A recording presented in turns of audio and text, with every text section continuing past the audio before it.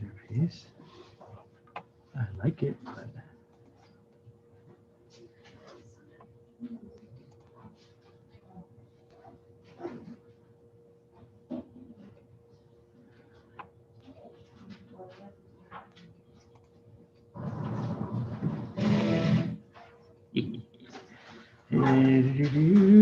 okay.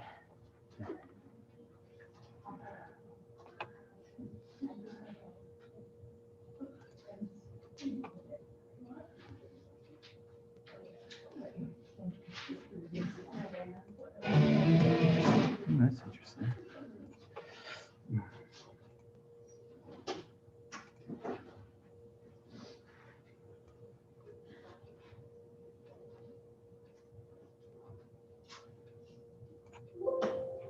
All right, there we are.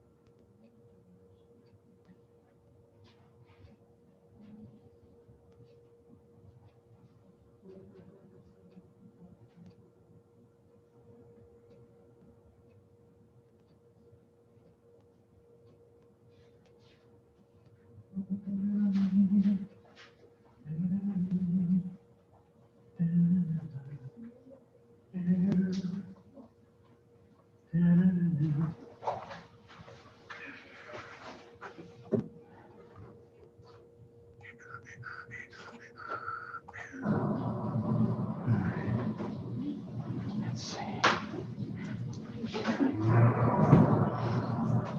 Ms. McDowell?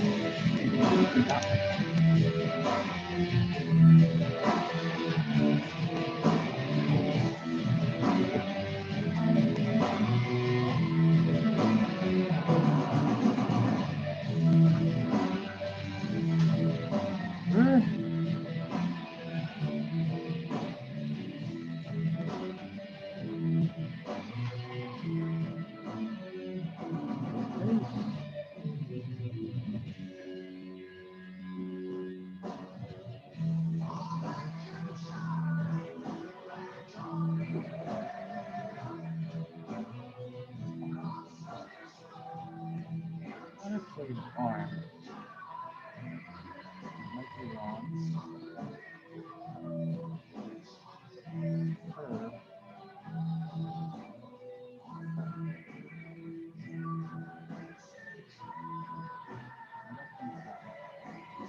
Kill cabbage?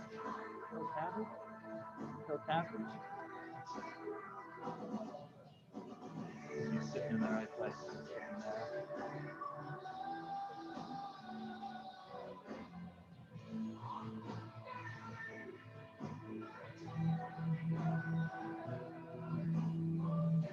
His arms? His arms?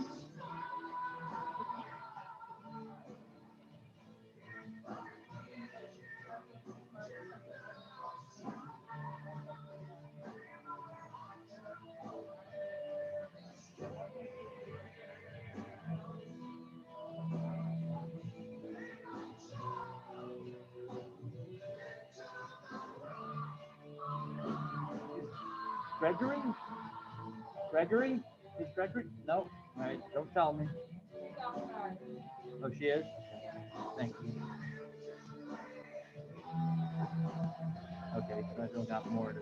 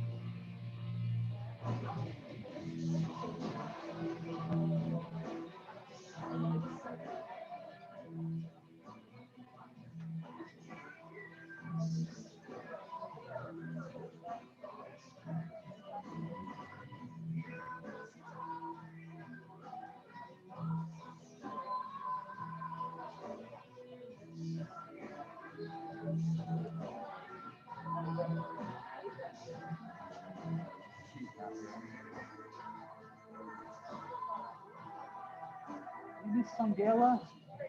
Sangela? No? Thank you. Guillermo, Romero, and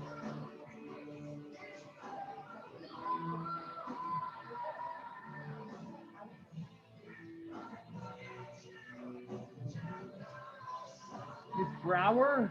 You here, Miss Brower?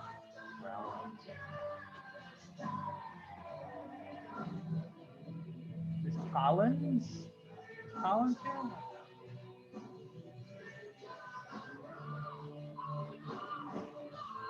Miss Dolinar? Miss Gilgar? Gilgar? Not here yet? Gilgar? Gonsalves? Gonsalves, is she here? Gonsalves? Trying.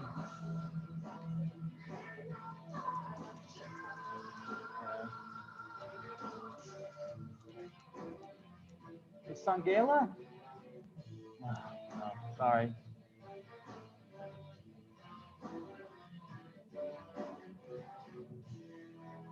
Some is Peeler, is it? Miss Kwiatkowski? Kwiatkowski? No. Is Nolter? I got you. Is Peeler? Is Peeler Lydia? Is Pekatowski?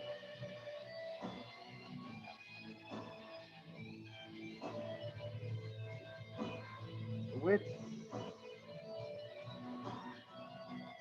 is Gilgar? Oh, Gilgar.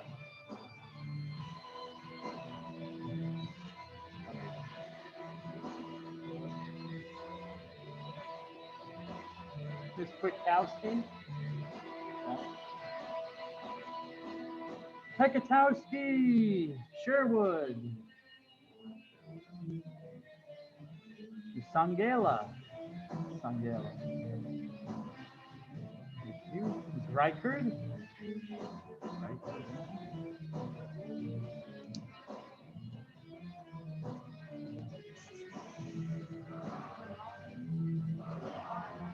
Try one more time. Kwiatkowski and Pekatowski.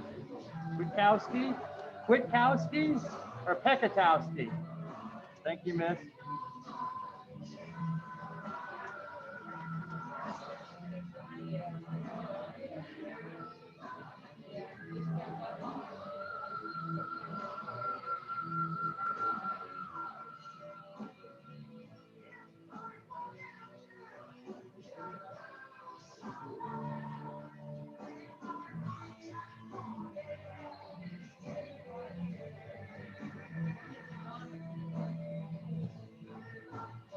Yes. Christian artist called Veni Domine, which in Latin means come, O Lord. Da, da, da, da, da. Put this away for the moment. Here I am here. It's basically what I have to, and I'm happy with it. Thank God for evangelical Christians and born again Christians. Otherwise, I wouldn't have. Catholic rock out there. Well, there is what they call Catholic rock, but it's usually terrible. I can't listen to it. Certainly no Catholic heavy metal bands. Well, not practicing Catholic.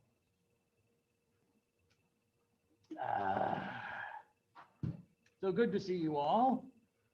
Why did I play that song? Because it kind of highlights some of the themes that we will be, well, if you're Christians and you're paying attention to what's going on in the world of Christianity, we're entering into that time called the Great Fast or Lent, when Christians celebrate the coming of the King of the Jews. Of course, for Jews, they're still waiting. They don't accept Jesus as the Messiah. But you might have noticed that refrain in the song taken from the Psalms. If I forget you, Jerusalem, may my right hand wither up and become disabled. So Jews have that sense of never forgetting Jerusalem and their hope that the Messiah will come in the future. So I thought I'd play that. And thank you, Holy God, for this time of repentance. That's what Lent is all about. It's not about depriving ourselves necessarily. It's supposed to be a time to look at ourselves, and a time of conversion, of changing our lives where we might need to change them. And so I ask you, Holy God, to help all of us, but especially me in particular, to see those places during this time of Holy Lent where we can maybe change how we treat others and treat ourselves as we await the celebration of Jesus as coming of the King of the Jews, in whose name I pray.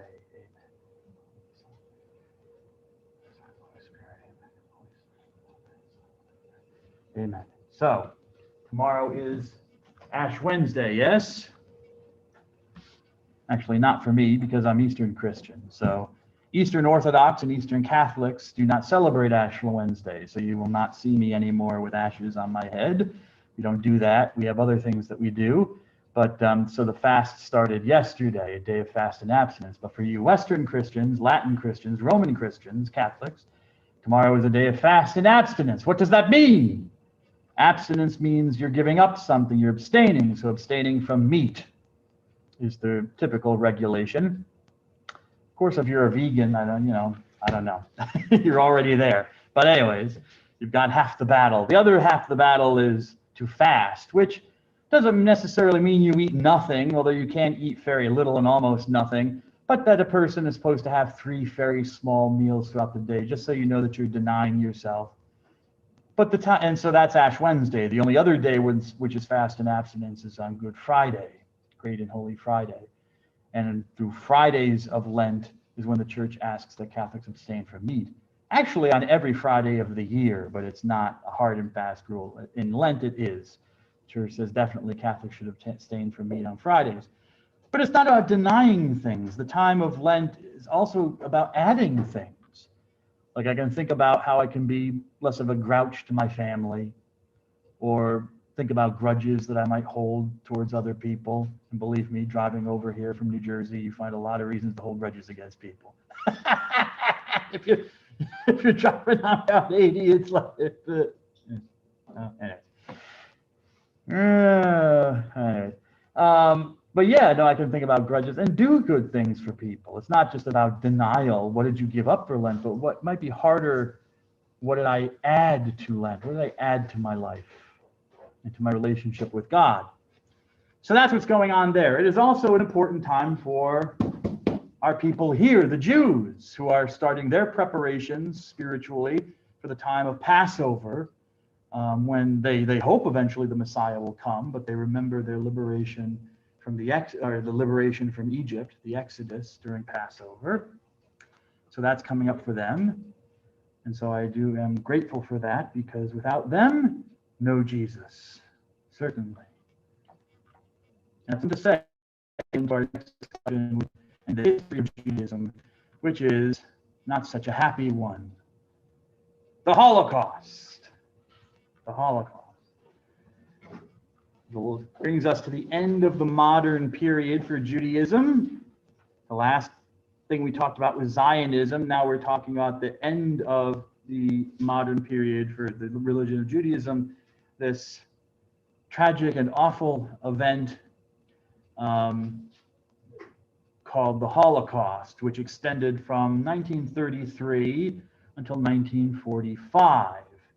You might notice that the dates are a little bit longer than the Second World War because, well, the Jews started to be persecuted even before the Second World War started, and didn't start because the Germans were persecuting the Jews, by the way, nor because we found out possibly that the Germans were trying to exterminate the Jews. No.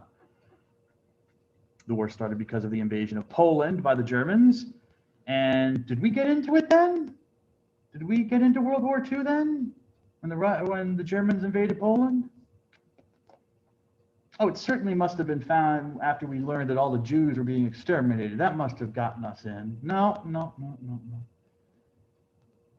When did we enter? What, 1942? And nothing to do with Germany. Interesting.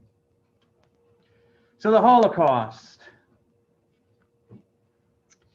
Turn to your page, Mr. Dunn. Actually, no. Turn back your page, Mr. Dunn. You're on the right page. What are you doing? Also called the Shoah, a Hebrew term that Jews adopted after the Holocaust to describe what had happened to them.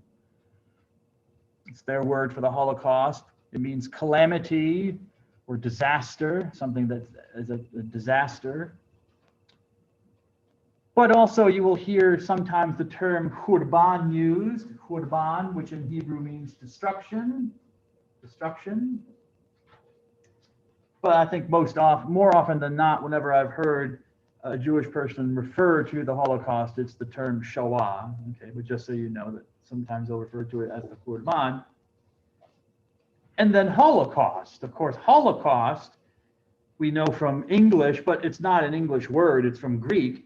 And it is a religious term. And it's not a political term, interestingly enough. They took a religious term to refer to this action of genocide. The Holocaust is a whole burnt offering. So when you offer a sacrifice of an animal or something and you burn it all up so that nothing's left but the ashes and bones, which means that there's nothing left for the priest to eat or anybody, it's totally given to the god or the goddess. It's completely burnt, wholly burned. Holos in Greek means whole, a whole burning. Then it's a Holocaust, and it's an offering to a god. So the Holocaust, yes, it's a religious term, and Holocausts were offered in the Jerusalem temple. So it's kind of, it has that double meaning of the temple sacrifice and what the Germans did, which was at the very end, they were burning all the bodies, all the corpses. Number one, to conceal the evidence of what had happened, but also because they had no room for them. They needed to get rid of them, and so they thought, well, we'll build ovens and just burn them all up completely. So a Holocaust. So that's why they call it a Holocaust. How did it come about? Well, Adolf Hitler. It's about as simple as it can be. It all goes back to this one man, basically. Although he was not technically the architect of the genocide, he gets the ball very much rolling and oversees it later. But there are other people who are put into positions to start the genocide, get the camps built and round up the Jews. But it starts with this man, Adolf Hitler. You see his dates there, 1889. He died in 1945 by suicide. He killed himself as Allied armies were bearing down on him in Berlin.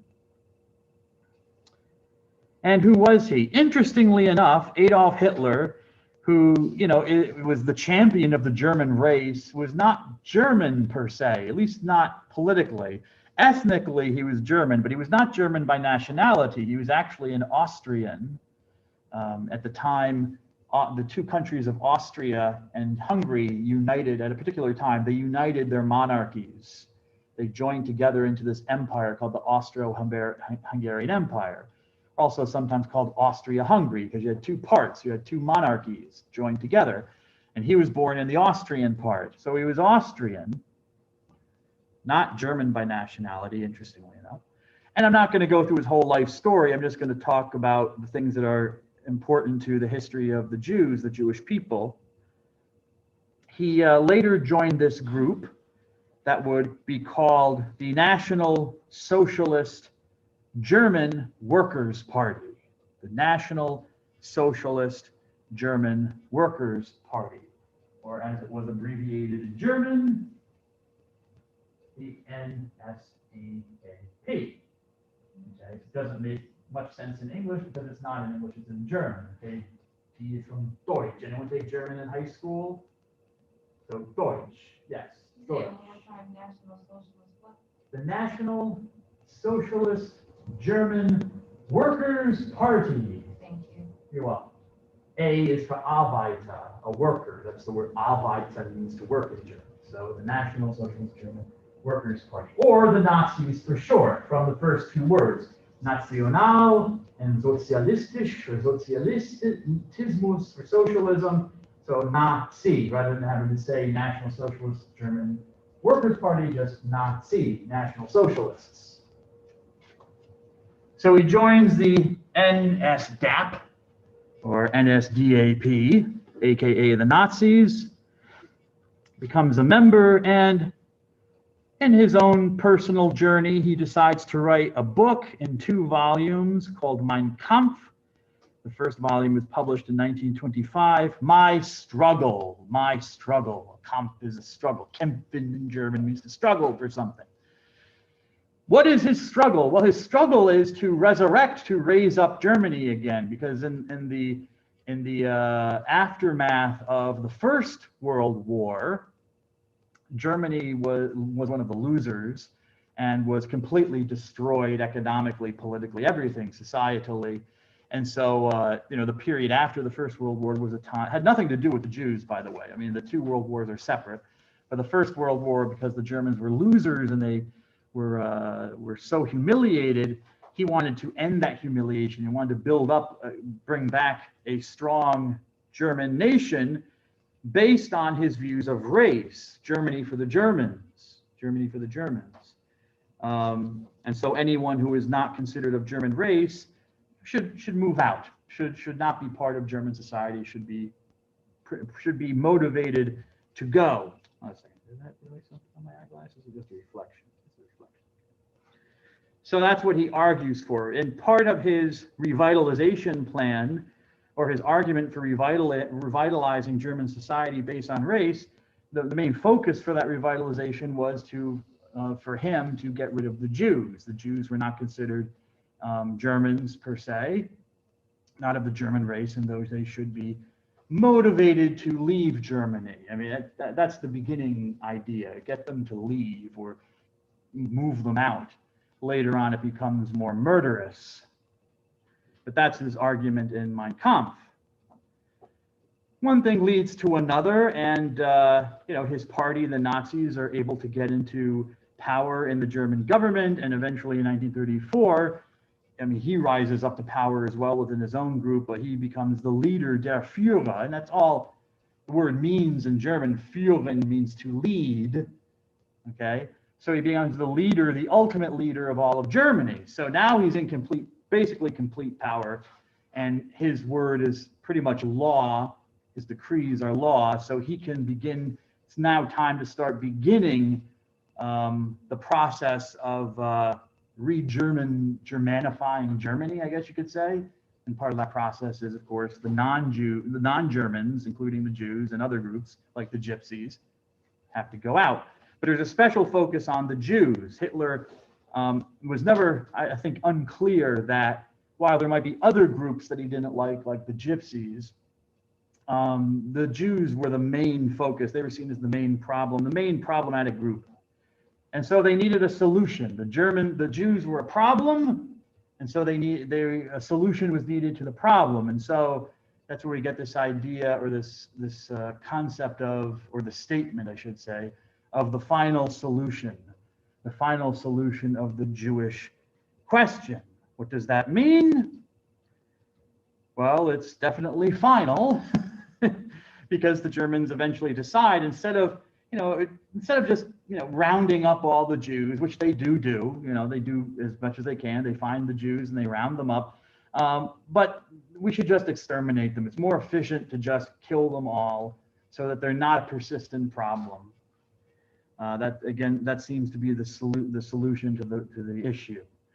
And so the final solution refers to this process of getting the Jews and putting them in camps and whatnot, and then eventually killing them. And wherever Germany was, I mean, extended beyond Germany. Now, it started out like just the Germany for the German race. But as World War II happened and Germany expanded its borders into France and Poland and had alliances with countries like Italy, where there were Jews, it wasn't good enough just for Germany then. The real evil of the program started to show itself, because wherever the Germans had a sphere of influence, they were going to and you were a Jew there, they were going to round you up, send you off someplace where you were eventually probably going to die. That was their motive for ending, or that was their solution. So you had around, if I remember this correctly, you had around 9 million Jews in Europe before World War II, and you had 3 million after. So roughly 5 to 6 million Jews in Europe were killed by the Nazi regime. Okay, so that's part of Jewish history. I have here two statements, one by Hitler himself and another by one of the architects, or relating to, I should say, one of the architects of the final solution. The first one is Adolf Hitler in volume 1 of Mein Kampf, and which you can find online. It's in the public domain. You know, it's out there. It's history, so it's there. And also, when I found it, I was interested to go searching through it to see what he had to say about Jesus. I mean, Hitler was not a Christian, and that doesn't mean that Christians didn't agree with his politics, or in fact didn't help out the Nazis. Otherwise, how could the Nazis and a largely Christian nation have carried out what they did? Clearly, in my view, they had support from Christians, but he wasn't a Christian. So I remember searching through, and there are hardly any references to Jesus. And when I think one of the two references, he doesn't use Jesus's name. I think he just calls him Christ or the Nazarene or something like that. I have to go back and look. I remember it was just an odd way he referred to Jesus. He didn't like refer to him as Jesus. Certainly not as, well, anyways. So the Jew, what does he write? The Jew is a parasite, a sponger who, like a pernicious bacillus, you know, like a bacterium, yes, that gets into your body. And forget about using masks. You know, you got to get a vaccine. You got to kill it, right? You want to kill this bacterium, get it out. There's a virus that spreads over wider and wider areas. The effect produced by the Jew's presence is like that of a vampire. For wherever he establishes himself, the people who grant him hospitality are bound to be bled to death sooner or later. So what do you really think, Adolf? He clearly does not like the Jews, all right? And he doesn't say set up concentration camps, but you can see where this kind of violent imagery is going, this imagery is going. And that's where it does go, because people like this man, Reinhard Heydrich, you know, are tasked with start the process. And he does. The guy's very efficient, starts, you know, rounding people up, getting the camp set up. Eventually he's assassinated, so he never gets to see the full extent of his work, the massacre, but he gets the ball very much rolling. And they made no bones about it. We have their memos, their memoranda to each other, the little letters they sent explaining, you know, it's like an office, you know, they're sending out memos to people. Hey, what's going on with the Jewish question? You got all the Jews yet? No, we're still waiting for Buchenwald to open. No, then the killing will start. Don't worry. Offmar, yeah. It's like, so complementing the task that was, and they're so businesslike, complementing the task that was assigned to you, which dealt with arriving at a solution of the Jewish problem. So the Jews are a problem for Germany, as advantageously as possible.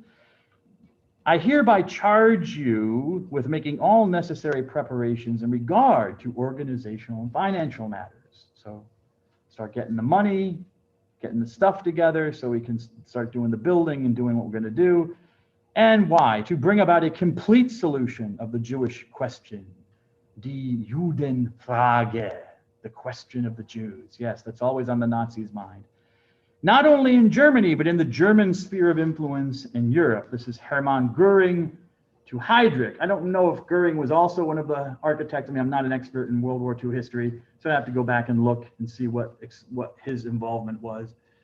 But here it is. I mean, we have the memoranda that they sent to each other, very businesslike. We have pictures of the camps when they were liberated. Here are the corpses stacked up that were going to be eventually burned in the ovens. So it happened, you know, even though sometimes you can see on the internet that it didn't happen, or it didn't happen to the extent that it happened, you know, et cetera and so forth. People like to hedge their bets, but all I know is that the numbers don't lie. You got 9 million Jews and then 3 million. I mean, they all went somewhere. You know, it's like the 9/11, people on the 9/11 planes. People will say, oh, you know, there was really no one on the planes. Okay, well, but a few hundred people disappeared. They're somewhere. I don't think the Jews are in the Black Forest hiding. They're not there anymore. People don't have great-grandparents. That's at some point that was cut off. You maybe only have a couple of people from the family tree that still survive. Where are the rest of them? Well, they died during this period. They were killed. So this is a very obvious, you know, as you can imagine, a very formative event for Jews, and it explains what comes after, which is this. Yes, I know they're out of order. The slides are out of order. I apologize. The state of Israel. Okay, once the modern period ends, we get into what's called the state of Israel period for Judaism. Remember, Theodor Herzl wanted a homeland for his people. It wasn't exactly particular about where it might be. You know, could have been in Africa, could have been in Argentina. I don't understand why they never thought of Australia, because even back in the 1800s, Australia, even today, Australia is just nobody. I mean, you've got whole regions. Think of the state of Wyoming, which is a huge rectangle of a state, you know. You can just go on Google Maps and place it there in like the middle of Australia, and it's tiny, you know, it's tiny. Think that whole area is like the state of Wyoming, and there's almost nobody in most of those regions. Anyways, nevertheless, Israel was their homeland, the land of Israel. So whatever Herzl, and Herzl didn't know about Nazis. They came long after Herzl was dead. Nevertheless, the debate was, you know, we want to go back to Israel, but could we go other places? But after the Holocaust, it becomes kind of crystallized that we need to go back to our homeland. That's where we come from. That's where we want to be, especially since we were almost wiped out specifically because we're Jews. We're not Argentines. We're not Ugandans. You know, we're Israelis. We're from Israel. So after the Holocaust, the idea of returning to the homeland not just intensified, because it wasn't about anti-Semitism anymore. It wasn't just about simple anti-Semitism of being like on one of the lower rungs of society and being looked down upon and made fun of. This was an attempt at extermination. So it was more than just, if you could say, just normal, you know, it's a poor choice of words, but normal anti-Semitism. This was genocide. So it intensified and clarified that need to be somewhere, their homeland, where they could be Jews and be safe to be Jews. And so that's where Israel comes from, but not without some controversy. I mean, this is a complicated story, as with a lot of things in history. At the time, the 1940s, Palestine, as it was called, you see here on the flag, Palestine was under the control of the British. How did that happen? Well, we have to go back to World War I. World War I happened from 1914 to 1918 in Europe and throughout the world, but mainly Europe, even though it's called a world war. But after this devastating war in Europe, they founded what was called the League of Nations, which was the predecessor of the United Nations. But since the League of Nations did such a poor job preventing a further world war, i.e. World War II, they decided to disband the League of Nations and reconstitute it as the United Nations, which has also had a stellar career of stopping wars since. Well, whatever. But they disbanded the League of Nations. After World War II, the League of Nations, well, you have to remember of World War II.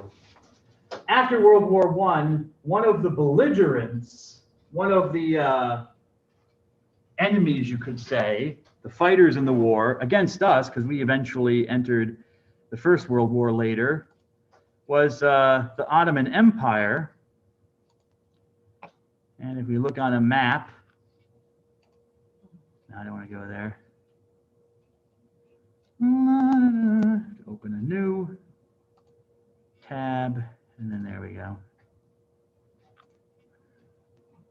The Ottoman Empire is often associated with the country of Turkey, although it was larger than just Turkey. All right, so we go over here. In the First World War, yeah, the Ottoman Empire was Turkey, but it was much larger than that. I believe it included parts of Eastern Europe and down here in Palestine. So, you know, Turkey was on the losing, or the Ottomans were on the losing side in World War I with Germany. They lost. They were one of Germany's allies. So Turkey, you know, the Ottoman Empire basically fell apart. And one of those areas of the Ottoman Empire that was taken was Palestine and given to the British to have authority over. They were given a mandate over.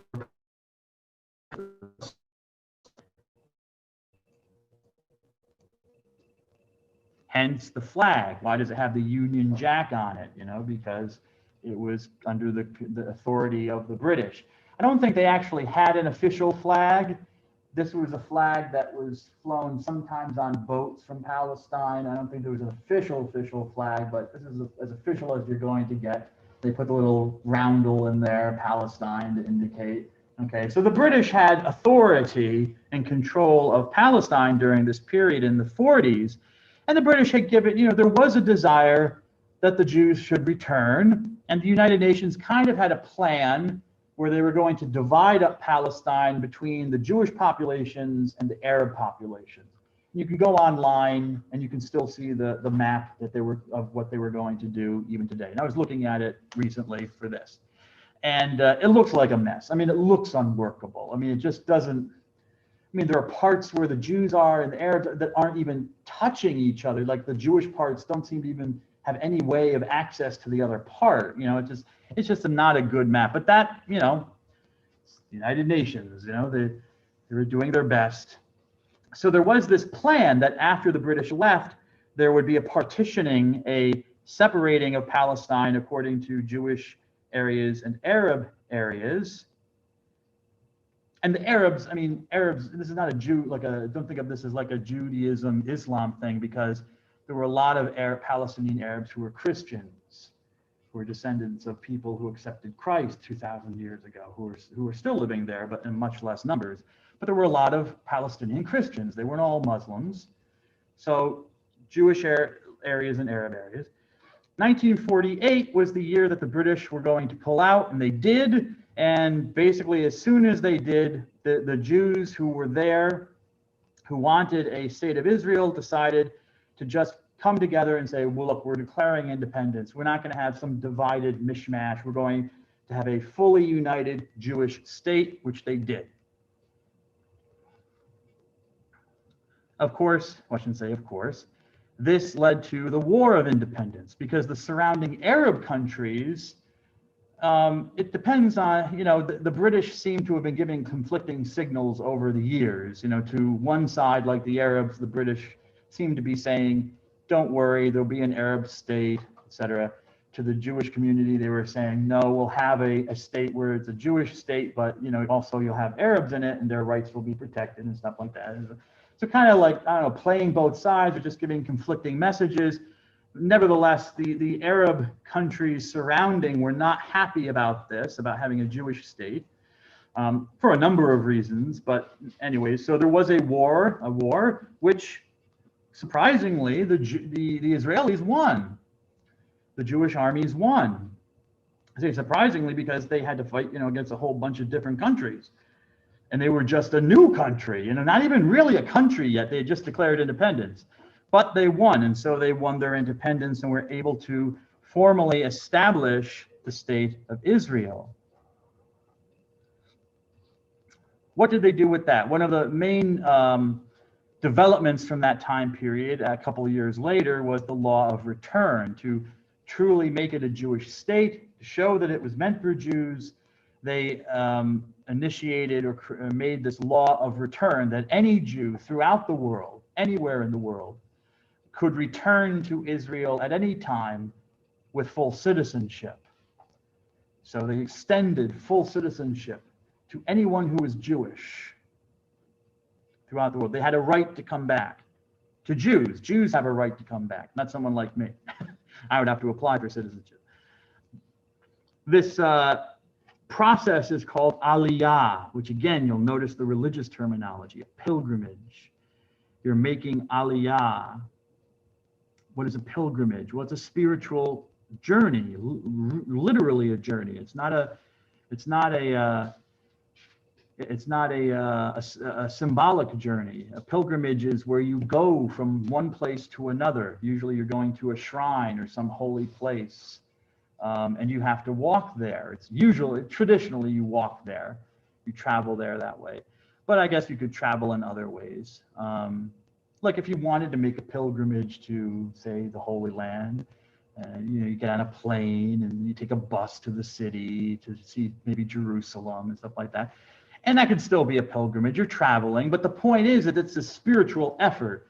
The point is not just going from A to B, and it's the whole thing. You're reflecting along the way why you're doing it, what you hope to get out of it. You're praying to God, maybe reading the scriptures, reading stuff from the Bible about the Holy Land or the place you're going. Or if it's a shrine to a saint, you might be praying prayers, asking the saint to bless you along the way, whatever. Yeah. But it's a spiritual, supernatural action, a pilgrimage. It's a religious word. And so it's interesting that they use the religious word, to talk about any Jew coming back to their homeland. This is not just your political home, becoming a full citizen. Coming to Israel is your spiritual home as well as a Jew. This is where you belong. Now, because there was conflict in the origins of the country, it's not like the Arab countries just went away or suddenly said, okay, we accept that the state of Israel exists. No, there has been since then the Arab-Israeli conflict, which is mixed all up with religious things. For example, for Islam, for people who follow Islam, and for the Muslims, they feel cut off from Jerusalem because before that, well, now they have a border there. There's a hard border. It's a country, and it's a Jewish country. It's not an Arab country. I mean, the Ottoman Empire was largely Islamic. It might have been secular in its government, I think, but it was, the culture was based, was very much influenced by Islam. Most of the population followed Islam. But now they're cut off from holy sites like Jerusalem. They have to have permission to go there. They have to get in. And Jerusalem is second in holiness only to like the city of Mecca. Jerusalem is a very holy place for Muslims. You have the additional problem that you have Orthodox or very religious Jews who believe that because Israel is their homeland, but it's not just a political thing, but they also have a religious duty since God gave them this land to now repopulate it, which also can mean pushing out the non-Jews. And that's a whole issue.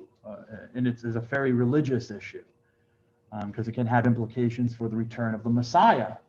If Jews are able to bring back in all the Jews, the ingathering of Israel back into Israel, then that might be the right condition for bringing the return of their Messiah. But apart from that, they still just want to have Israel for Israel. Well, what about people who have been living there for, it wasn't just Jews living there. There were, many, many Arabs, both Christian and Islamic, who had been living in Palestine for centuries and maybe almost 2,000 years. Where do they go? They're not part of this. If it's now a Jewish state as defined, what's their place if they're not Jewish? They can still be Israeli citizens. And not every Israeli citizen is a Jew, but it can feel almost like you're second class if, a Jew has a right to come back to Israel, but maybe you were born, someone from, say, the Bronx, but you were born in Israel and you're a Palestinian Arab, or I shouldn't say Palestinian Arab, you're an Arab Christian or something, and, you have to ask or whatever, it's like. And then there's the feeling for Jews of being cut off from the temple because, there's that reminder that they were kind of cast out and exiled from their homeland, and they come back to their homeland, but here's their temple, which is essentially under the control of Islamic officials, not Christians, Muslims. And right smack on where the old temple was, the last one in the 70s AD, and very probably, or perhaps Solomon's temple, but certainly the one from the 70 AD, is a huge mosque.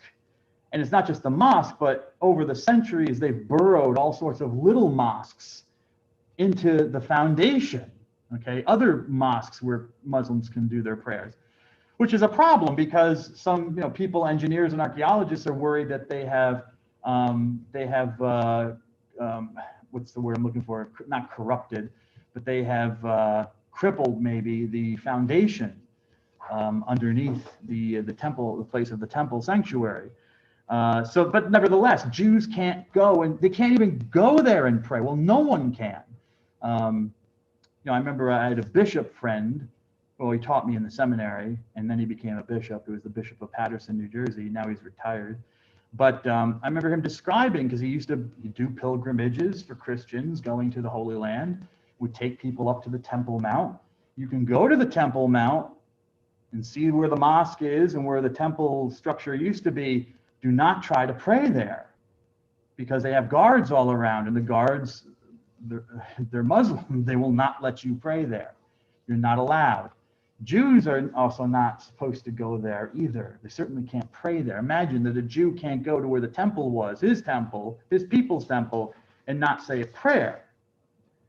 Why? Because this other person of another religion tells him he can't. So that's an issue, and that's a continuing issue.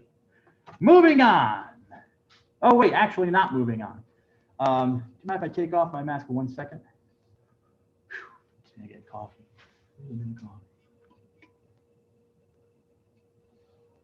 I just want to mention this because I think this is fascinating, and because it shows again how things are, as the kids like to say, complicated. Are we not saying complicated anymore? Was it complex, multivariate, multifarious? Yep. Tough room. Anyways, Jews, these are Jews. These could be Orthodox, they could be Hasidic Jews. Nevertheless, they are Jews. And as you can maybe tell from their signs, they do not accept the state of Israel. In fact, they're protesting against the state of Israel. That doesn't mean they're against Israel, because there are a lot of these types of people who actually live in the land of Israel, but they do not accept the state of Israel, not at all. Why?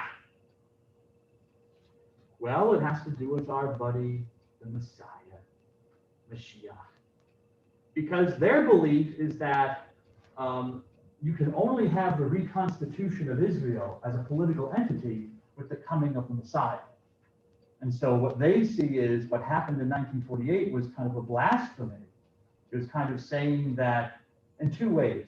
One, saying in some way that the Messiah must have already come before when he hasn't come. So it's a lie, and it's a blasphemy. You're saying God has done something he hasn't done. He hasn't sent the Messiah. The liberators of Israel in the War of Independence were not claiming to reestablish the kingdom of David, which the Messiah is supposed to do. They were not say they were establishing a Torah true society, which the Messiah is supposed to do. No. It's also a blasphemy because the Messiah is only sent by God.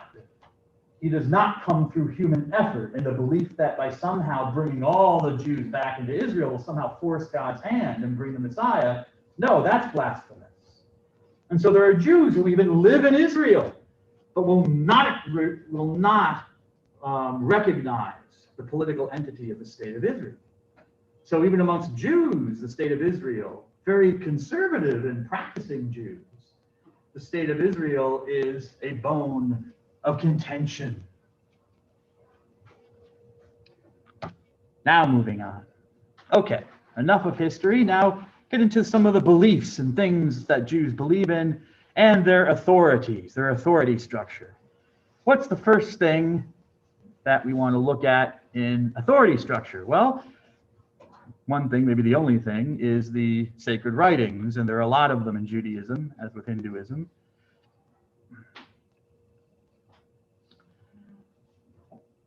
And we have two forms. The written form of God's revelation to Israel, which I've mentioned, but as I also told you, there was an oral form that God revealed to Moses. But this written form, the part that gets written down, this written revelation that we could call the Bible, which really is not a Jewish term at all. It's a Christian term, but I use it for sake of brevity. Well, I just use it because it's easy to use and people will understand it. But you should just know that Jews do not call their scriptures a Bible.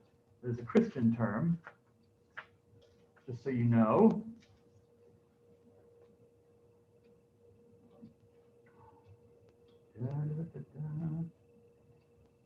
But the Jewish scriptures, the whole first part of the Christian Bible, or the Bible, is this, the Tanakh, what Jews will call the Tanakh. They also have a lot of other names for it, but basically when they're referring to their sacred writings, they will refer to Tanakh. They will not refer to Bible or the Old Testament, which are really which are really Christian terms, okay? Nevertheless, the Tanakh is contained in the Jewish Bible because Christianity comes out of Judaism, which we'll learn about later when we talk about Christianity, although it's not exactly the same. The Christian group of writings are a little bit different, I shouldn't say a little bit, somewhat different from the Tanakh that's accepted by the Jews. So the Tanakh is an acronym. It's an acronym for the 3 sections of their sacred writings. One thing you will find with Judaism is like when you ever try to, you have to deal with like the names of rappers or hip hop artists, they all have these handles, LL Cool J, Lil Lis, everybody's Lil for some reason, a Little Lis or something like, but they have all these like acronyms and these abbreviations. They got nothing on Judaism. Judaism is the master of using slang terms, acronyms, all sorts of slang terminology to describe things. And it can make it very, very hard to understand. I'm just giving you a very little taste of what it's like. So Tanakh is it's an acronym. It's what's an acronym? It is basically when you take the first letter of a word or a series of words and you use those letters as the name or the word for the thing. So the National Aeronautic and Space Administration. You don't want to keep saying that, so you just take the first letter of each word and you make it into a word. You call it NASA. It's an acronym, okay? The FBI, Federal Bureau of Investigation, same idea. Tanakh. You have 3 sections to the Tanakh, 3 Hebrew words, Torah, Nevi'im, and Ketuvim. T, N, and K. And when Jews abbreviate, they oftentimes will use the letter A or the sound A, not always, but usually. And so T and K becomes Tanakh. Essentially their word for the Bible, okay? But again, remember, Bible is not their terminology, it's Christianity's. So the Tanakh, the Torah, this collection of the Torah, the Nevi'im, and the Ketuvim. The first section, the Torah. Torah in Hebrew means teaching, but more properly, I think it gives the word teaching in the textbook, but more properly it means instruction. Torah which kind of means the same thing, but there's a different nuance there. Teaching, instruction. And the Torah, as you see from the definition, is the essential revelation that God gives to Moses.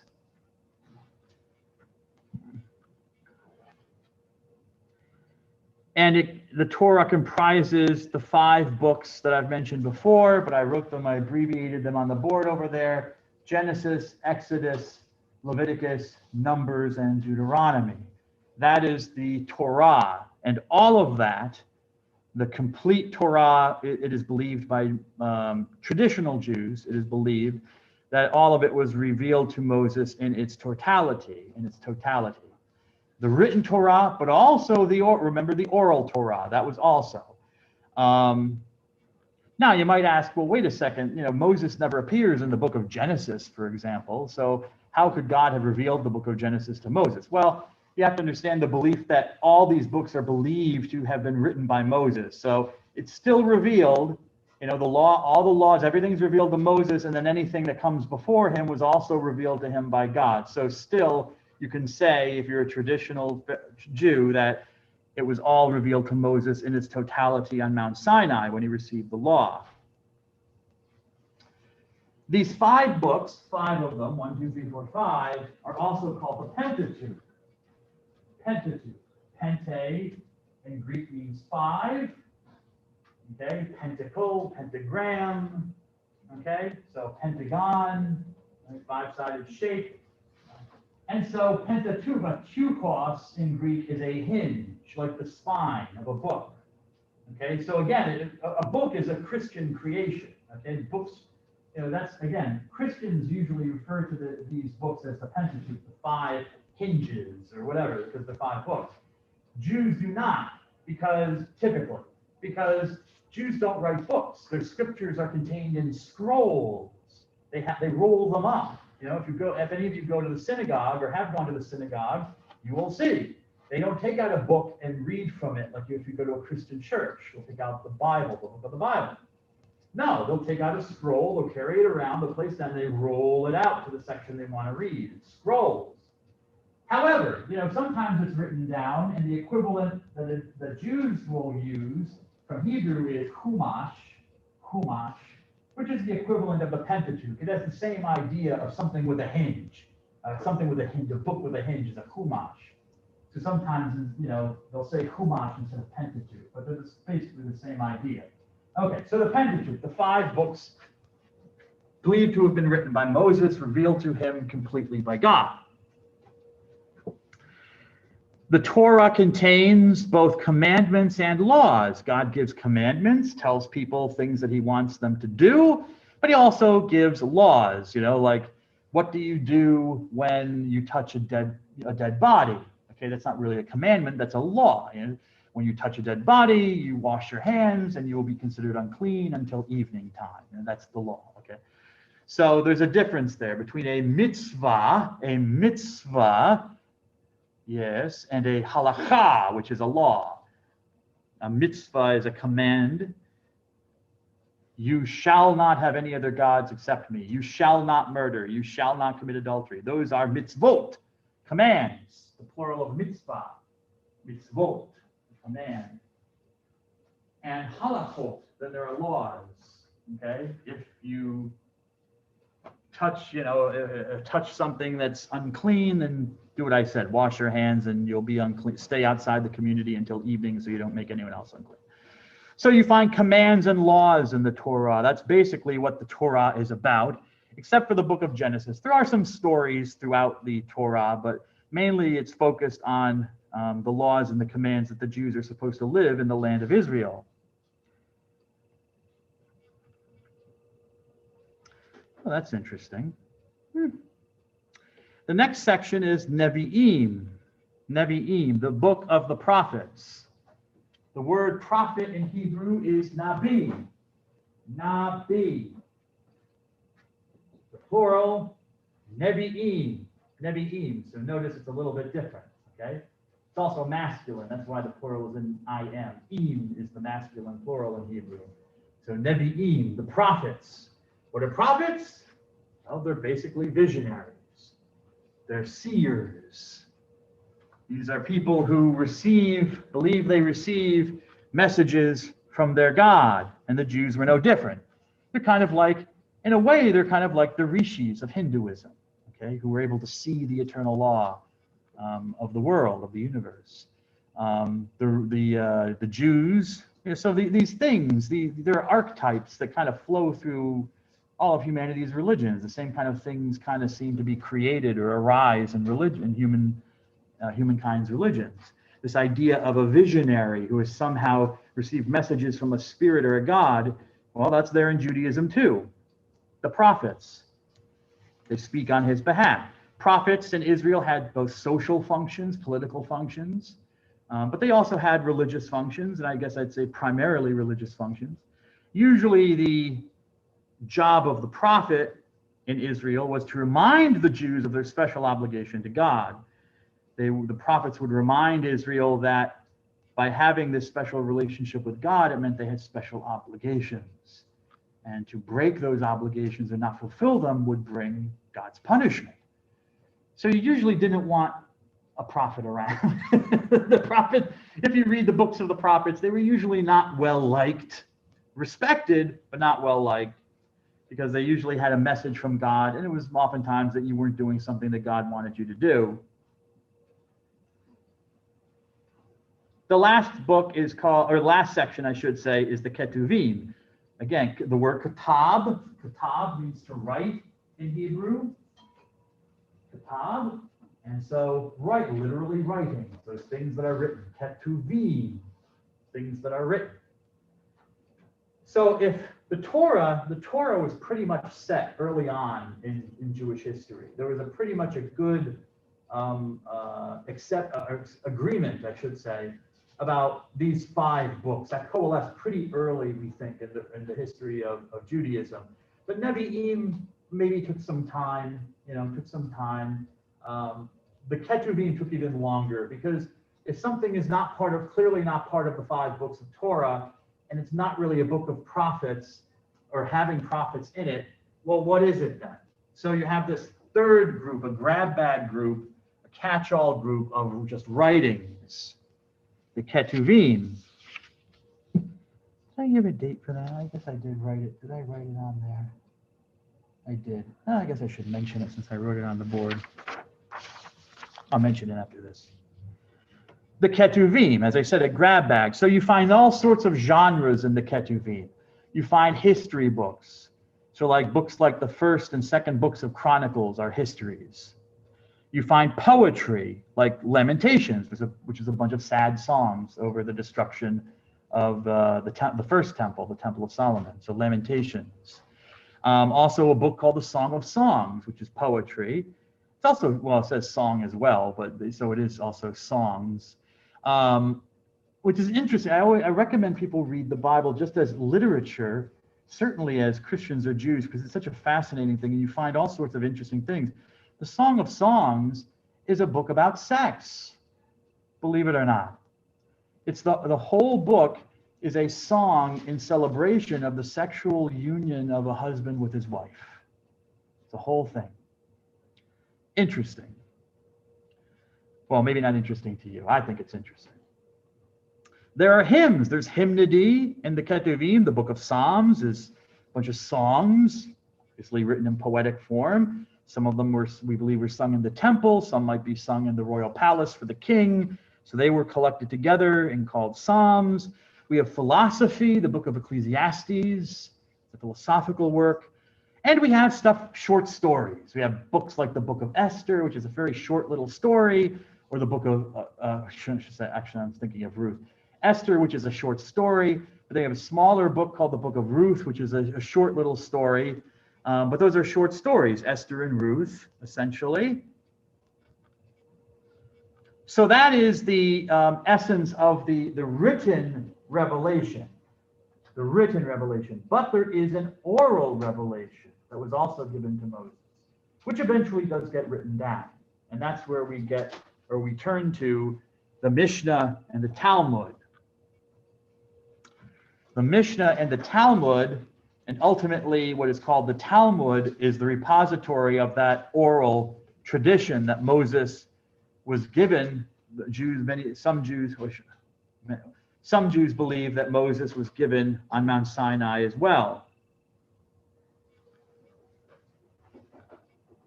And I did want to mention it, and now I do. It doesn't matter. I mean, it matters, but it does not. I don't need to go that in depth. What is the Mishnah? The Mishnah is the core of the Talmud. Where does it come from? The Mishnah is a collection of those oral traditions.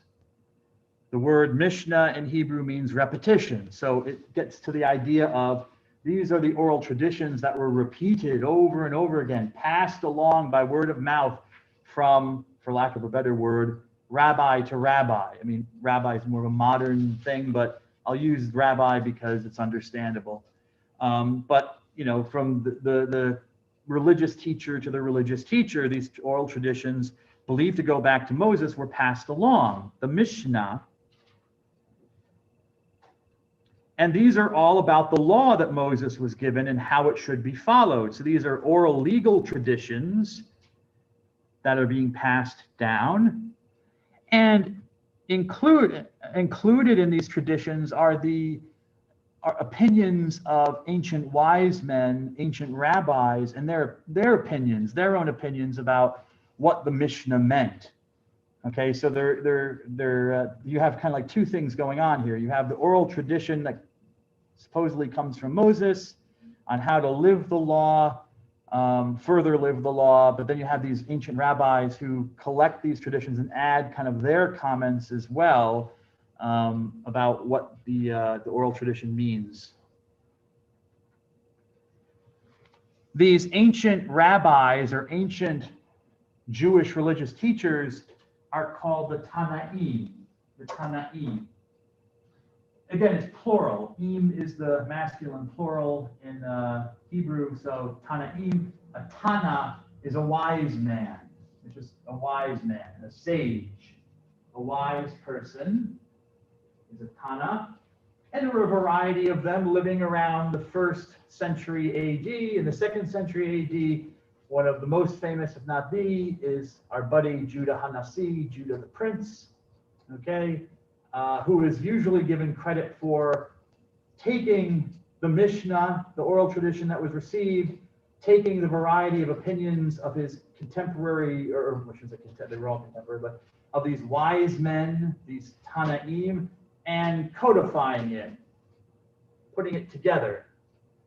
So you have the Mishnah, which is the oral law, the oral tradition, the oral Torah, with the additions that's been collected, but the additions, the comments by the Tanaim, and their additions are quite literally additions. So they're called Tosefta in Hebrew, the Tosefta, which is they supplement to the oral law that they have received.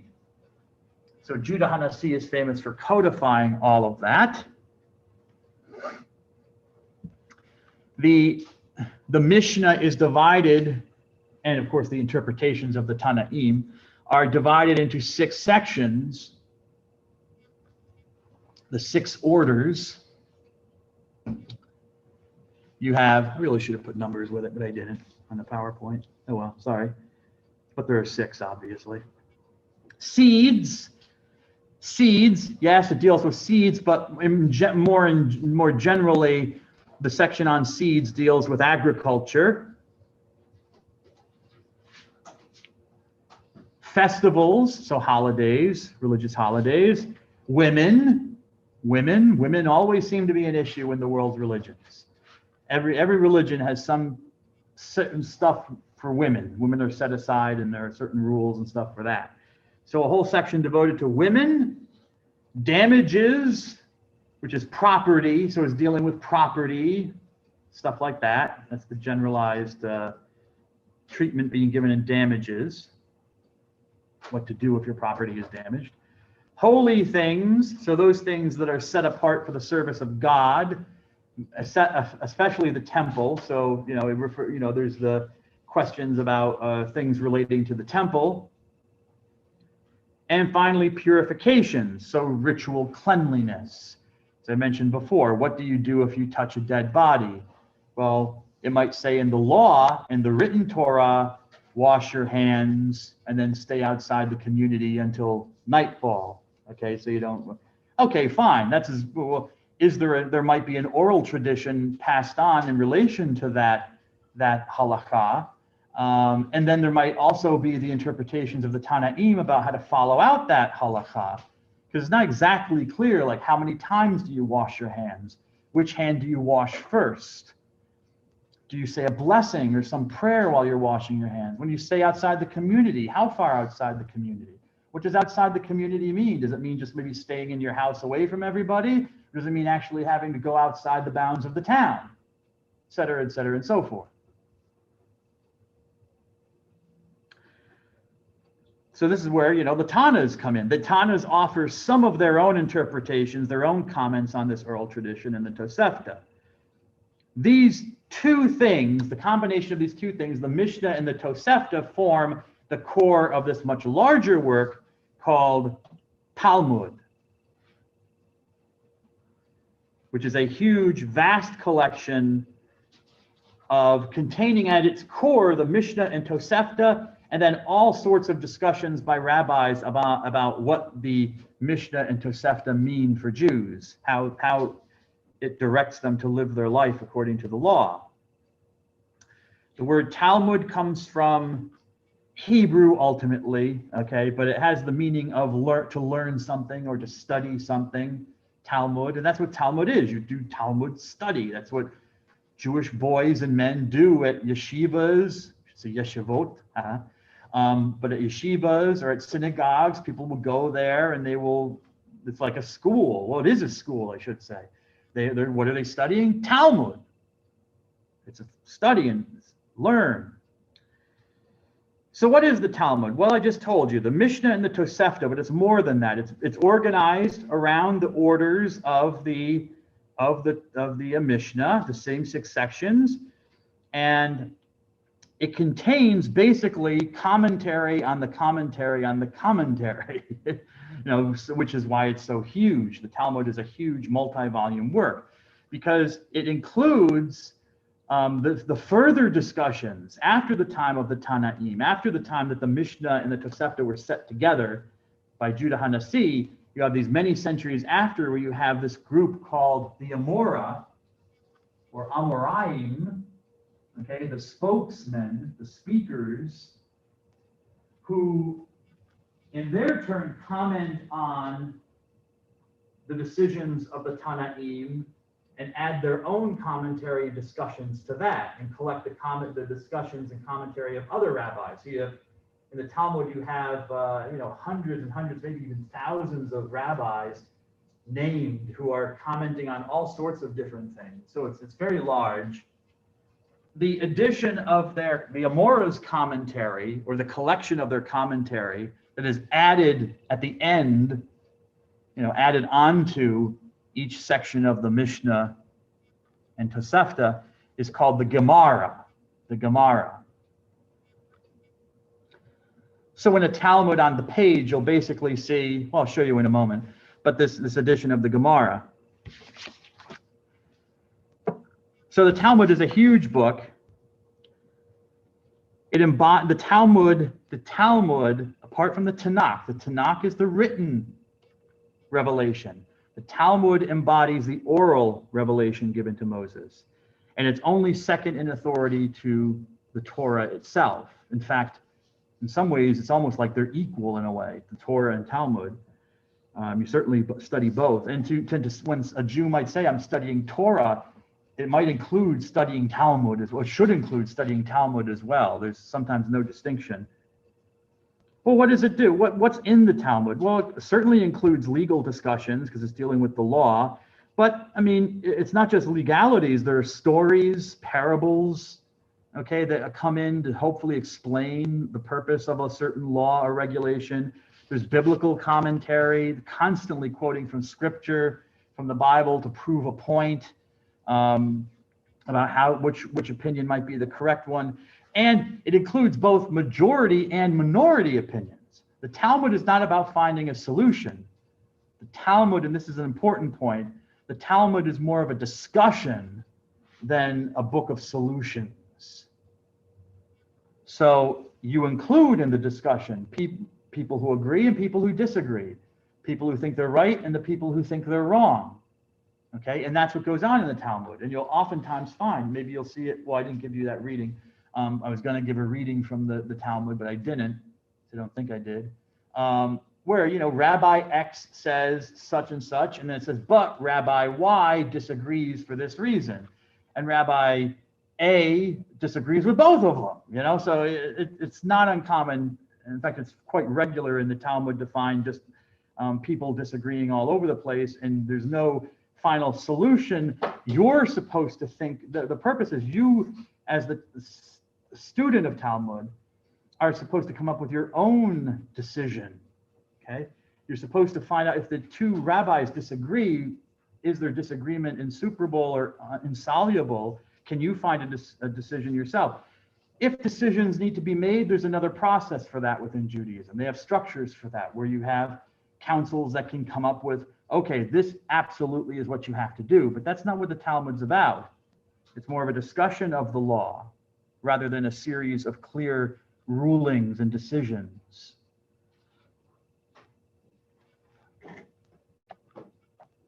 This just quickly. If you look at a page of the Talmud, this is what you find. At the top, as I have it marked, you have the Mishnah with the Tosefta, coming in at the bottom, okay? And then at a certain point, like around here, it seems, there's a break in the text, and this is the Gemara, okay? So the essential focus of the page on any Talmud is the Mishnah with the Tosefta of the Tanas, okay? And then the commentary of the Amoras is here in the Gemara. On the sides and in the edges of the pages, you have all sorts of other stuff. You have this man Rashi, a rabbi from the Middle Ages. His commentary on the Talmud is considered so good, so authoritative, that they actually print it next to the sections. You have cross references to the Bible. You have other references to other rabbinical works. It's all kind of, for me, it's a mess, but it works if you know what it is. So that's what's going on there. There are two versions of the Talmud, two versions that you should know of. Well, only two versions that you should know of. Remember, there were two historical communities. Remember that there's the Babylonian exile, and some Jews remained there and lived there in Babylon, in Iraq, and other Jews were in Palestine or Israel. And so there developed two sets of Talmud, the Talmud Yerushalmi and the Talmud Babli. As you can probably see, Yerushalmi looks close to the word Jerusalem, and that's exactly what it means, the Jerusalem Talmud.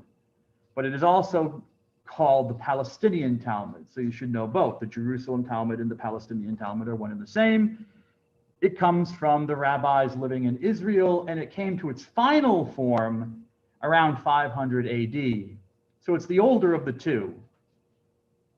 But it's not the authoritative one for most Jews. The most authoritative Talmud, the one that's given greater status amongst Jews, is this next one, Talmud Babli, the Babylonian Talmud.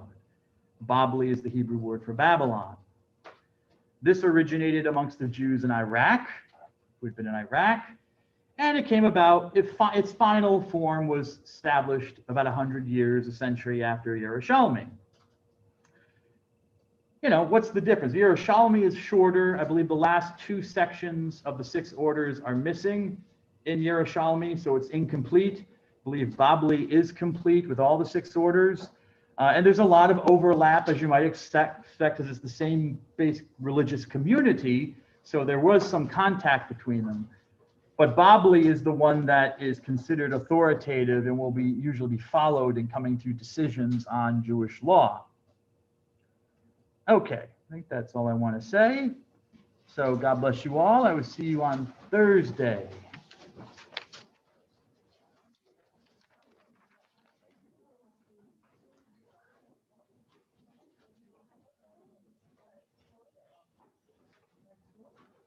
La da da da da da da da dee. Dooby dooby doo.